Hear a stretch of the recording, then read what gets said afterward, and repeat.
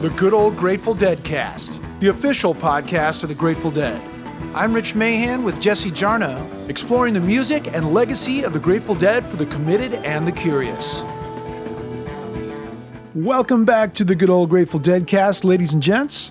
In this episode, we are back on track with our track-by-track exploration of American Beauty as we dive into track 3 on side 1, Sugar Magnolia. That's a lot of tracks.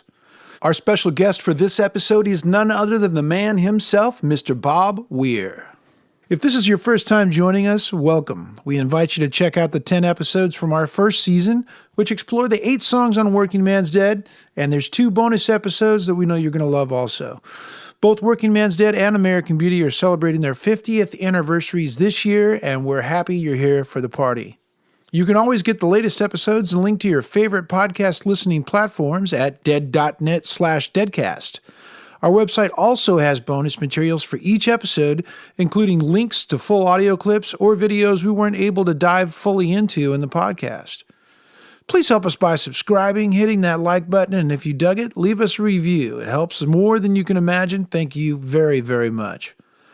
Well, it is the 50th anniversary of American Beauty, and the Grateful Dead have prepared a 3-CD set reissue of this classic album, which includes a pristine remastering of the album's 10 tracks, as well as an unreleased live show from February 18th, 1971 at the Capitol Theater.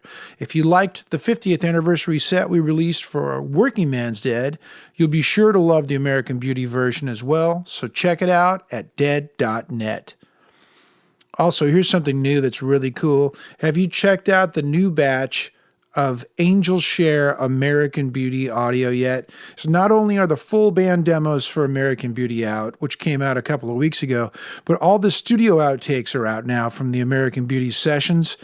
Listen to your favorite songs from this album as they came into focus during the 1970 sessions at Wally Heider Recording. Very cool, fly-on-the-wall action right there. We've got a big episode for you today, folks. Sugar Magnolia is Bob Weir's debut as a songwriting force in the Grateful Dead. Many great Weir-helmed compositions followed Sugar Mag, but there's no arguing that this one is one of the band's most beloved songs and is well known by a wide variety of music fans. Plenty of surprises for you in this episode, so let's just dive in with our friend Jesse Jarnow.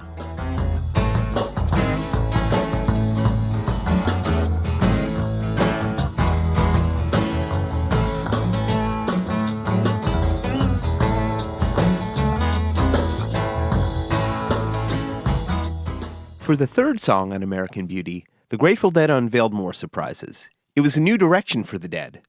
Recalled lyricist Robert Hunter, Sugar Magnolia, Sunshine Daydream reaffirmed the important business of just getting stupid and being in love.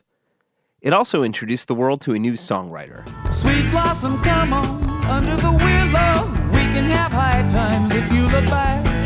We can discover the wonders of nature, rolling in the rushes down by the riverside.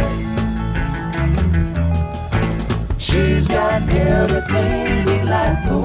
She's got everything I need. Takes the wheel when I'm seeing double. Pays my ticket when I speed. That's Bob Weir, of course. Sugar Magnolia would become perhaps his signature song, sounding a good bit different to most Deadheads as the years went on. It's possible that Sugar Magnolia has had the longest year-in, year-out journey of any song on American Beauty, or maybe even the Dead's whole songbook of originals. It's ongoing. Here it is nearly 50 years after its debut, recorded March 6, 2020 in Knoxville with the Wolf Brothers. Sweet blossom, come on, under the willow. We can have high times if you look back. We can discover the wonders of nature, rolling in the bushes down by the riverside. One perhaps surprising fan of the song is Stephen Malkmus of Pavement, whose new solo album, Traditional Techniques, is pretty head-friendly. He'll be back on the Deadcast soon. I love Sugar Magnolia for primarily just to sing Sugar Magnolia, like when it comes, is like one of these moments for me as a songwriter where I'm just like, it brings me joy, just go, Sugar Magnolia. Sugar Magnolia is basically 1984 Charlottesville. Like, that's pretty much it, like that encapsulates that era of Grateful Dead fans for me, sort of, it's like everybody's welcome. It's good times. similar to like, she got bells on her fingers, on her shoes, dude. Like that sort of style of the band, which is like joyous and 60-ish, hippie-ish. By 1970, Bob Weir's voice was familiar to Dead fans. He sang a pair of songs on their 1967 debut, including Beat It On Down the Line. I'm gonna wake up in the morning, Lord, I'm gonna pack my bags. I'm gonna beat it on down the line. On 1968's Anthem of the Sun, he had a pair of writing credits. He sang the middle section of That's It for the Other One, which would become another signature. Spanish lady come to me, she lays on me the road. Rainbow color around and round and tremble, let it flow. But not to put too fine a point on it, that was more like a groove with a turnaround in words rather than a piece of honed songcraft. He was also the sole author of Born Cross-Eyed. It's as psychedelic as anything the Dead, or anybody kinda, ever did. Almost what record collectors now call sunshine pop. Seriously underrated.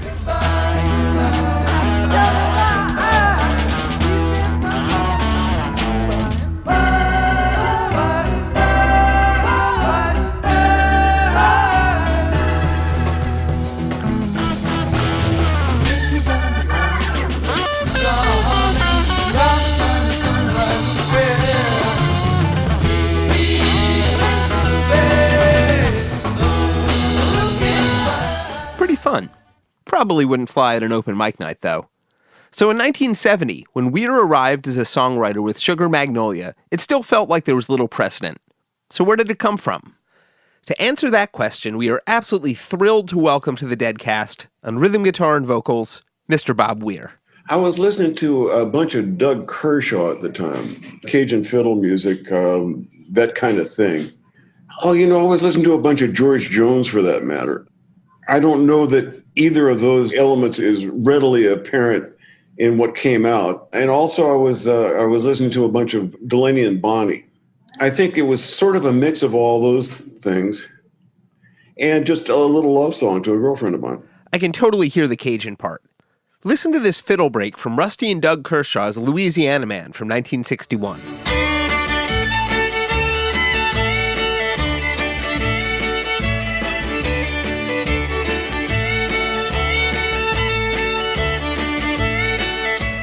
And now listen again to the way Weir phrases his guitar part in Sugar Magnolia.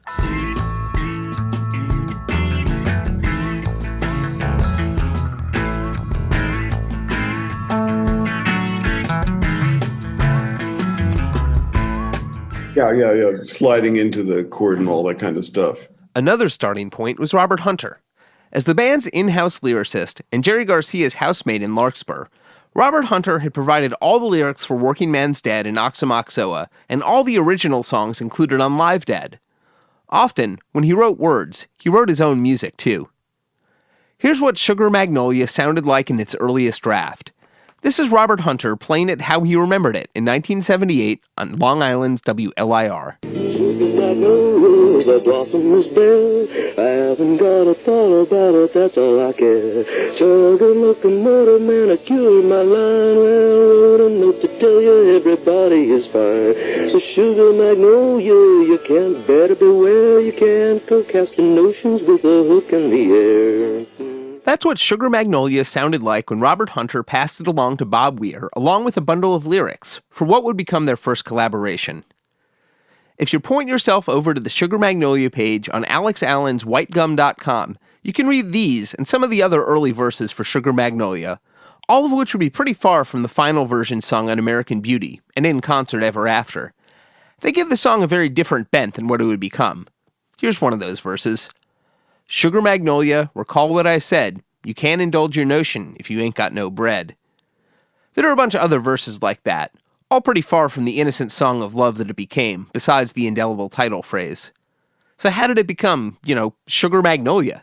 He just worked to death on it, and Weir's a hard taskmaster. He wants everything to be just the way he wants it, so we went around and around and around about it, and he'd go off and work on it some more, and then he'd bring it back and demand more lyrics or better lyrics. He wasn't good with me changing stuff that he wrote, and I was real picky. If somebody said something better than I could say it, then, or what seemed to me better than I could say it, then I was good with it. But if I had what I felt like was a better way of saying something, then I would say it. And Hunter wasn't good with that. And so we were sort of at loggerheads there a little bit. I enjoyed working with him. He was a brilliant guy, but I have my notions about how things roll off the tongue.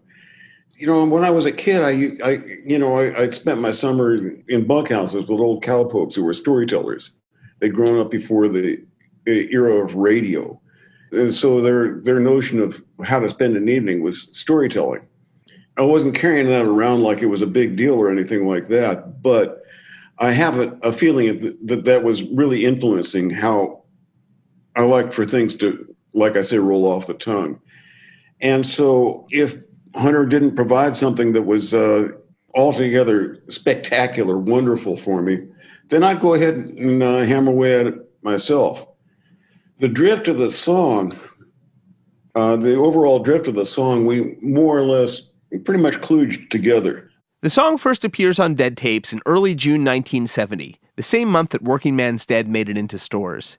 These embryonic versions of Sugar Magnolia bear only a passing resemblance to even the one that made it onto the album. Shakedown Stream and Tales from the Golden Road co-host Gary Lambert, who saw an early Sugar Magnolia at the Capitol Theater in Portchester. I heard what turned out to be, if all was documented correctly, the second live Sugar Magnolia. The first one had been at Fillmore West in early June of 70. The second was folded into the middle of a Dark Star that also contained the then very new Attics of My Life. And Sugar Magnolia was super embryonic at that point. They only had the first chorus and the She's Got Everything Delightful bridge. And none of the verses like Sweet Blossom, Come On Under the Willow, or any of those, no modulation to B and the Sunshine Daydream coda or anything like that. Just the very beginnings of the song form, and they sang it through twice. The first verse repeated and then the bridge. And then it meandered back into Dark Star. And it still sort of caught my ear. I said, well, that's an intriguing little thing. It was rhythmically very different from the way it turned out. It sort of hopped more than loped.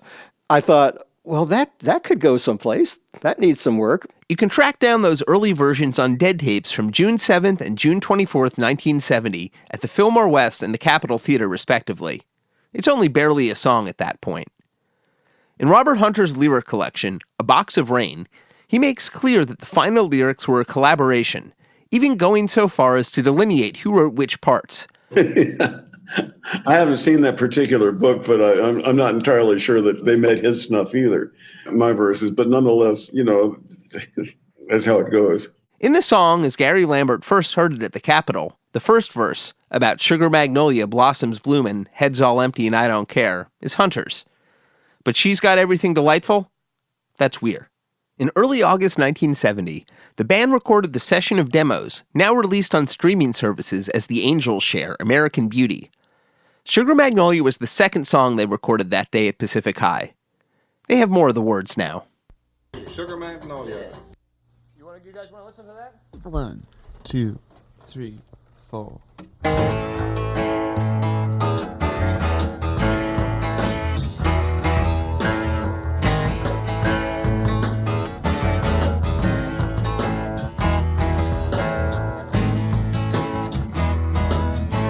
Sugar Magnolia, blossoms blooming, it's all empty and I don't care.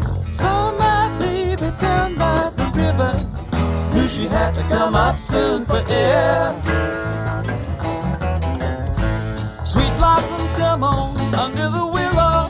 We can have high times if you'll abide. We can discover the wonders of nature, rolling in the rushes down by the riverside. She's got everything delightful. She's got everything I need. Takes the wheel when I'm seeing double. Pays my ticket when I speed. That new second verse about Sweet Blossom Come On Under the Willow is by Weir. This next verse is by Hunter. She comes screaming through rays of violet. She can wait in a drop or two. She don't come, I don't follow. Waits backstage while I sing to you. And this one's by Weir. She can dance a Cajun rhythm, jump like a Willis in four-wheel drive. She's my summer love in the spring, fall, and winter. She can make happy any man alive. We already heard about the Cajun rhythm, but what, you may ask, is a Willis? Yes, here comes the parade of Willis Jeeps and utility vehicles. What's the next new job they can do? The next new job for four-wheel drive. North, south, east, and west. In cities, in industries, and on farms, wherever there's work to be done and the will to do it, you'll find new uses and new markets for the world's most useful vehicles. Remember, there's a Jeep for your job. At least in some tellings of the incident, notably Phil Lesch's memoir, Searching for the Sound, this lyric didn't sit well with Hunter. Shall I compare thee to a World War II-era Jeep? If you're Bob Weir, sure. You could file Sugar Magnolia in the classic Californian tradition of car songs. During the final recording of the song a few weeks later, Hunter tried to veto the Willis verse, and Weir had to politely ask Hunter to excuse himself from the studio. This part is Hunter. Sometimes when the cuckoo's crying, when the moon is halfway down, sometimes when the night is dying, take me out and I walk around.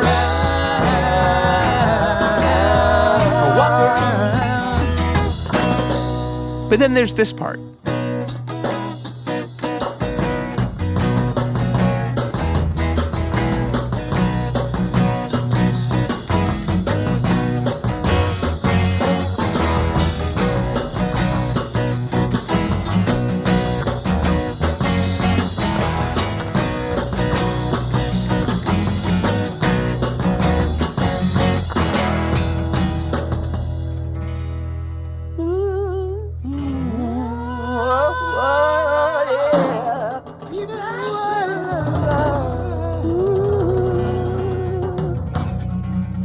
Let's go on to the next one, shall we? Sure, why not?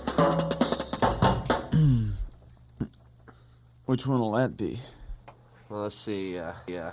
During the August demo session, that section was blank, and it would stay that way when they played the Fillmore West in the middle of the month. But when they recorded the song at Wally Heider's, that end section grew and became known as Sunshine Daydream. And it was by Jerry Garcia. The music part, anyway. I contributed the end riff to that, he said in 1988. That's my contribution to the song, the Sunshine Daydream part, the chord changes at the end. Hunter was back in the studio when they needed him. When it was all done, he wanted some extravaganza to cap it all off, so I wrote that Sunshine Daydream thing for, like, right in the studio. I just went out and wrote it down, handed it to him, said, that's just fine, and then tacked it on. When Weir sang the lyrics on the album, he was reading them off a piece of paper for virtually the first time. Here it is on the sparkly new American Beauty 50th Anniversary Remaster with the delightful pedal steel part by Garcia. Sunshine daydream, walking in the tall tree, going where the wind goes, blooming like a red rose, breathing more freely, light out singing, I walk in the morning sunshine daydream. Downbeat critic Alan Heidman would wonder, is the Doot-Doo-Doo group singing under the solo vocal at the end a parody of the Crosby, Stills, Sacco, and Vanzetti style? Sounds like. Probably closer to a tribute. The two bands had the same engineer, and he would receive a co-production credit on American Beauty. Stephen Barncard. It basically shows how good singers they were. And Phil, who knew? I mean, he had total confidence. He hit those notes. It was not a lot of angst. It was like everybody standing, waiting, watching. It was performance time. Everybody was just performing. It wasn't like, can we do that again? It wasn't like that. It was amazing.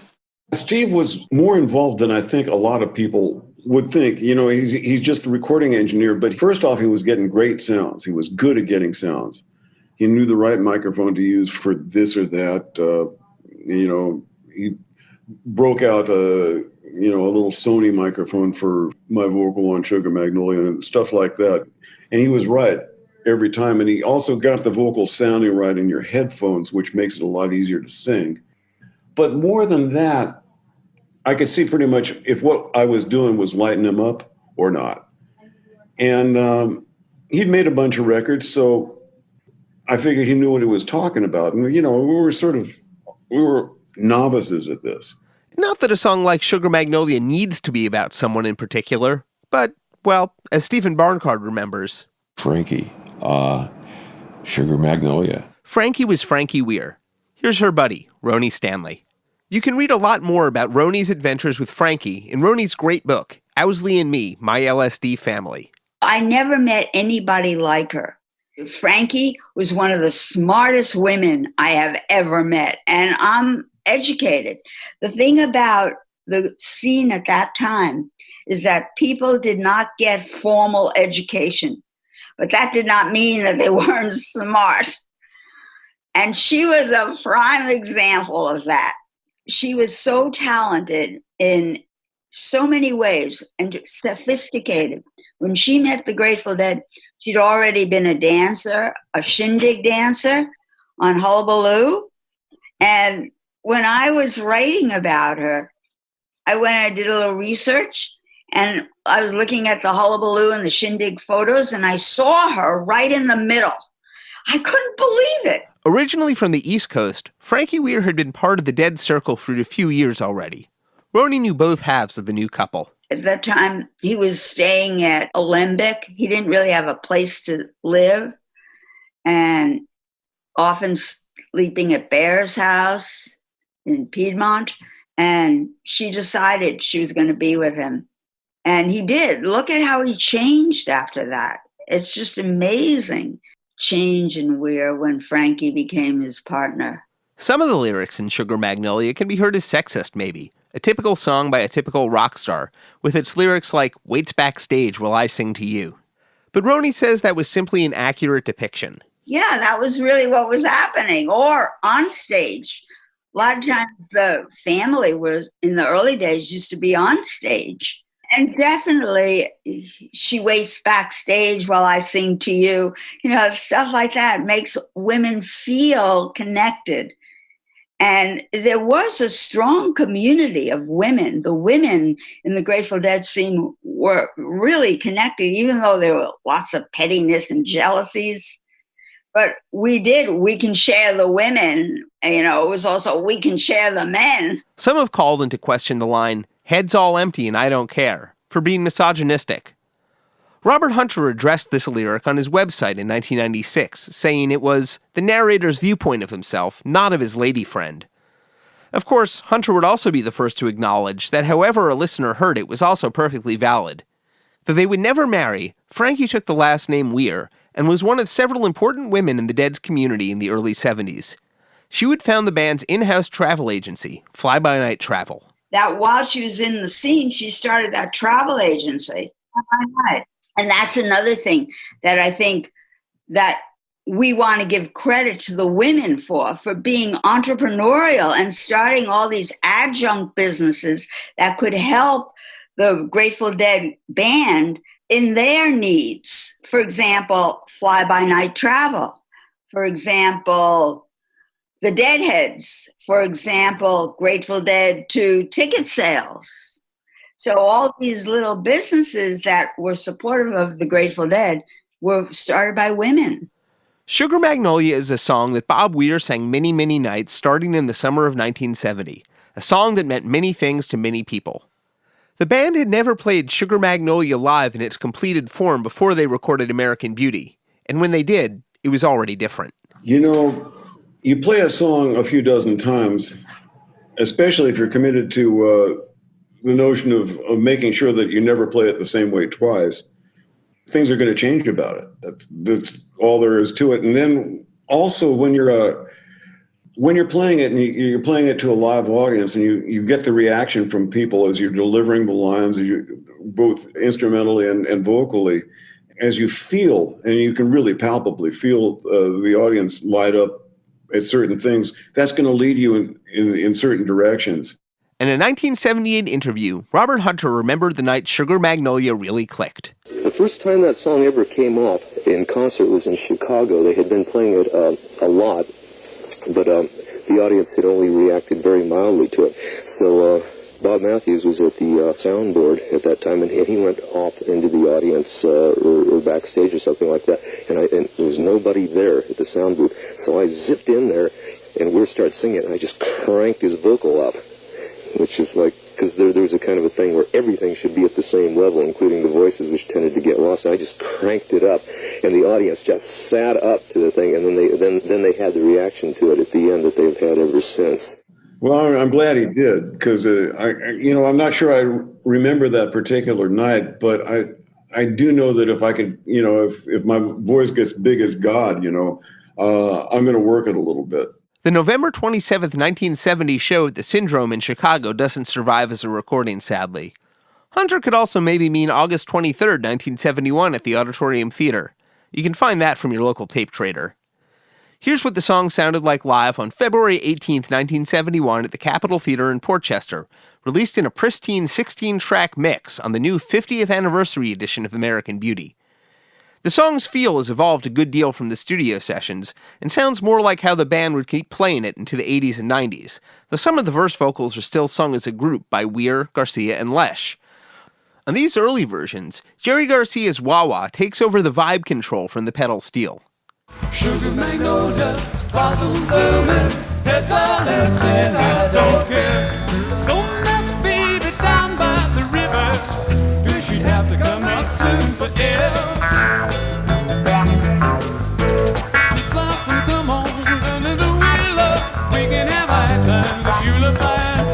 We can discover the wonders of nature, rolling in the rushes down by the riverside. It was at these Capitol Theater shows in February 1971 as well that the Bob Weir-Robert Hunter songwriting partnership dissolved. They'd written a few songs in the interim, including Greatest Story Ever Told, but the Sugar Magnolia lyrics were apparently still a source of contention. Their fight over them at the Capitol landed Weir with a different songwriting partner he'd work with for the next 20 years, one who happened to be standing next to Weir and Hunter when the argument erupted, John Perry Barlow. Barlow and I were schoolmates a long time ago. We went to a boarding school in Colorado. And when I met him, he was the water boy on the football team. And I was on the football team.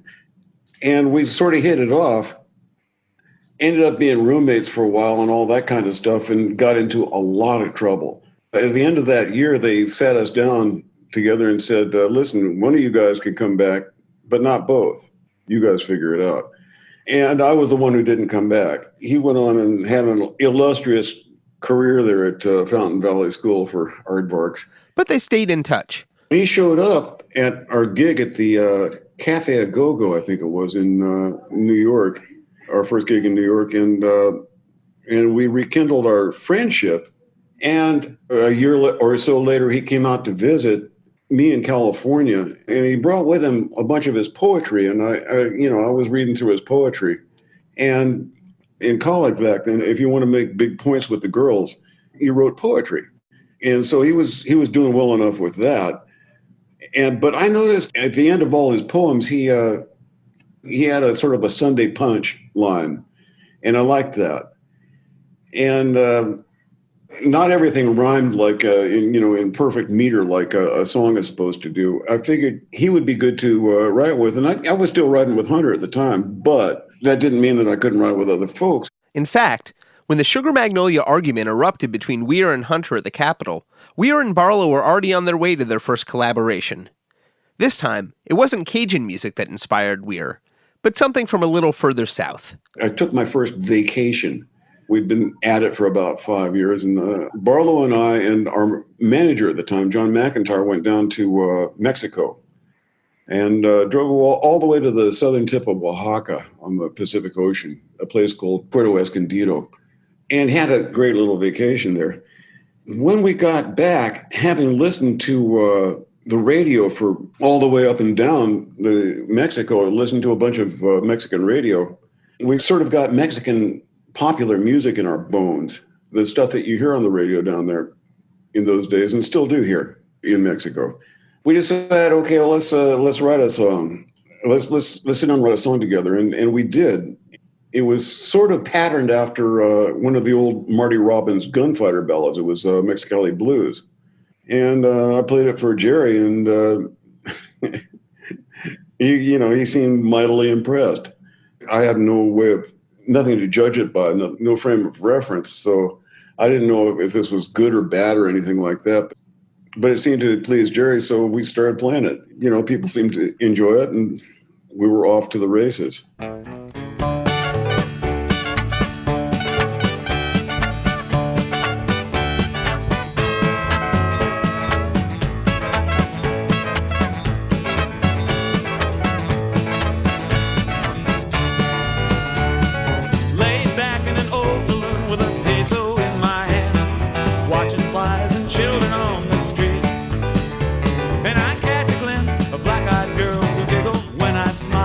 We'll have a lot more from our conversation with Bob in episodes to come.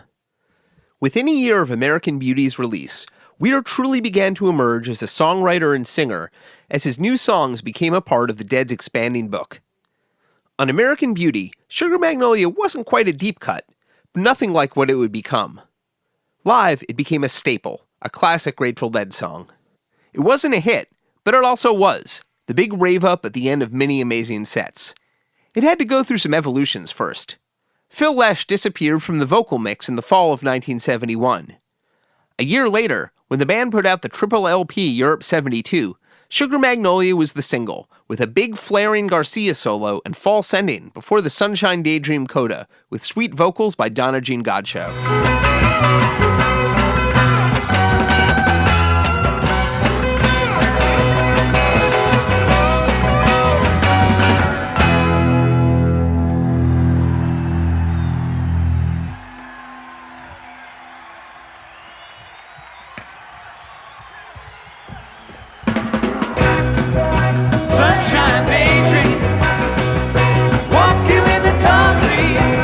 But Sugar Magnolia wasn't done going through its changes.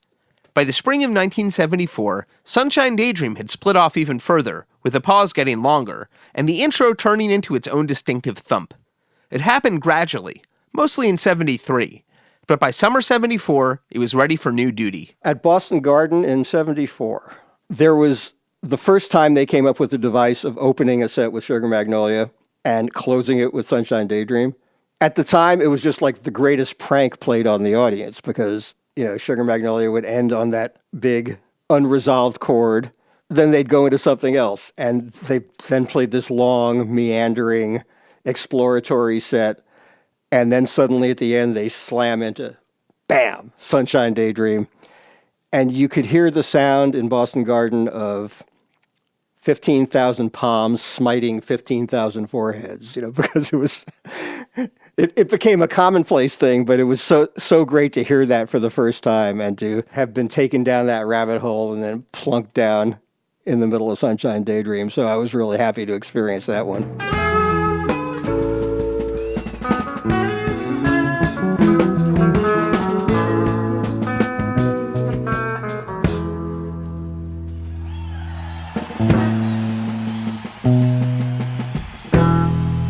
Sunshine daydream, walk you in the tall trees, going where the wind goes, they're blooming like a red rose. That's from Dick's Picks 12, recorded June 28, 1974, at the Boston Garden. The next time they tried it was slightly later in the summer, where one of the pranked was teenager Ira Kaplan. Ira would go on to co-found Yo La Tengo, one of my all-time favorite bands, whose own commitment to constantly surprising live performances is appealingly Dead-like. Ira caught a few Dead shows in the early 70s, but they had an impact. I saw them at Nassau Coliseum and Roosevelt Stadium and somewhere in Hartford. I think that might be the only 3 times. I thought there was a 4th, but I can't come up with it. The Roosevelt Stadium show in particular, I really loved, and I'm sorry to say I can't do it anymore without looking it up, but there was a long Truckin' He's Gone, the other one. Was it the other one?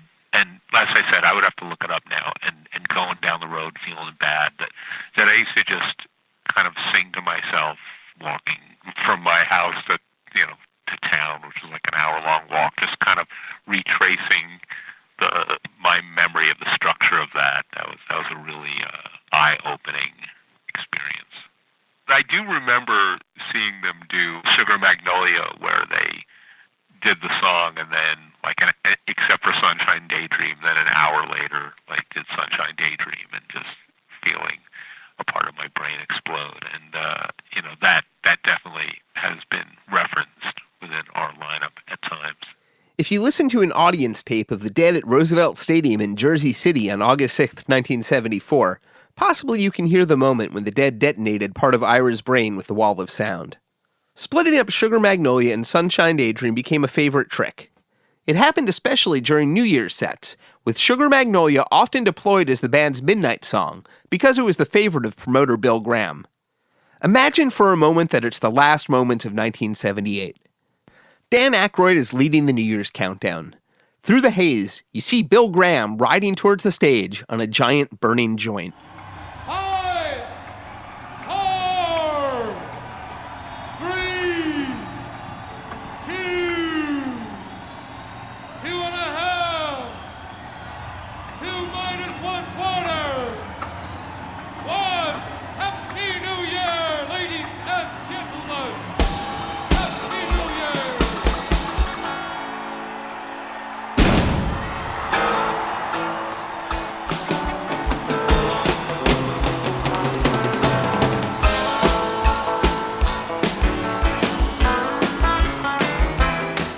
You can imagine where it goes from here. Or, if you want, you can listen to the 4 hours of music from the Closing of Winterland CDs. Though Sugar Magnolia was recorded in 1970, it was hardly fixed in that year, for either the band or Deadheads.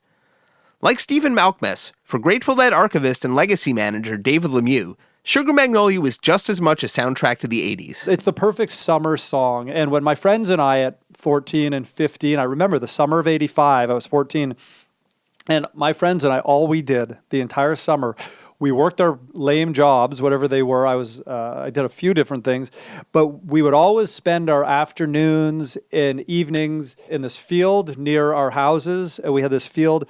We'd bring this little boombox, a JVC boombox, and I remember that it was this long, skinny thing that you could pop out the cassette player part, and it was a Walkman, and you could pop it back in, and it was a little boombox.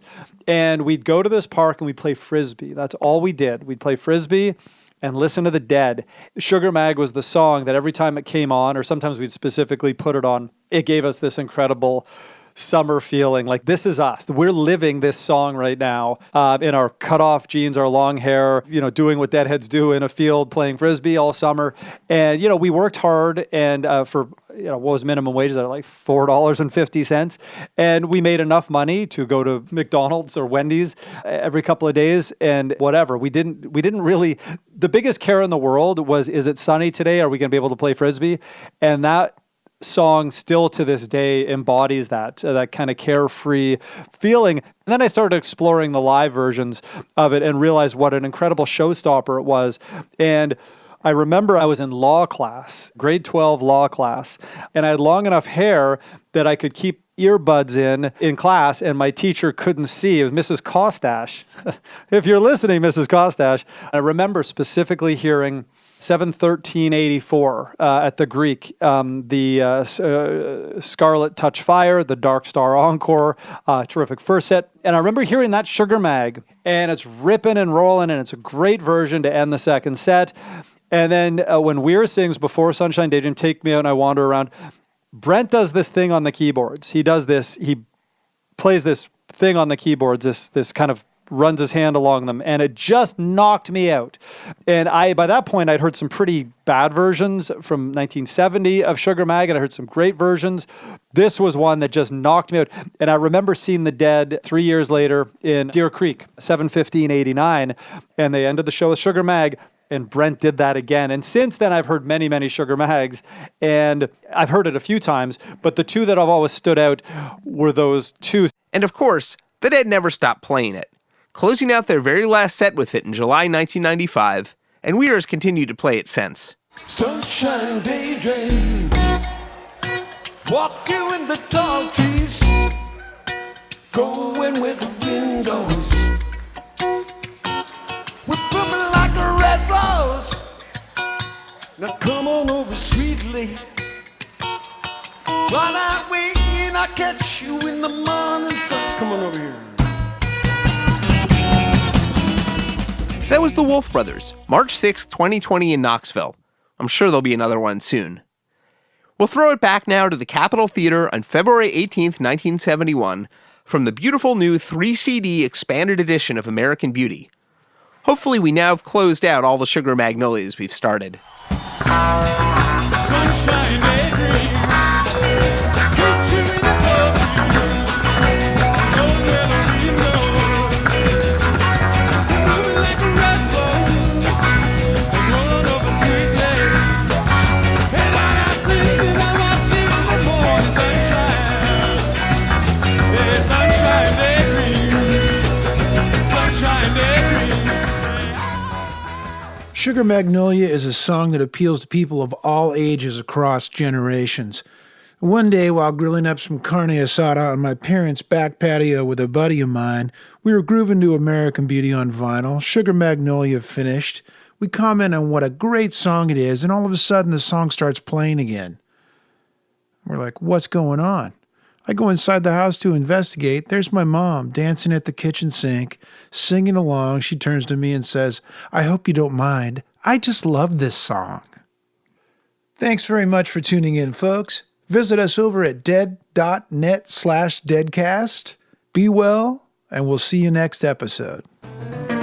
Executive producers for the Good Old Grateful Deadcast, Mark Pincus and Doran Tyson.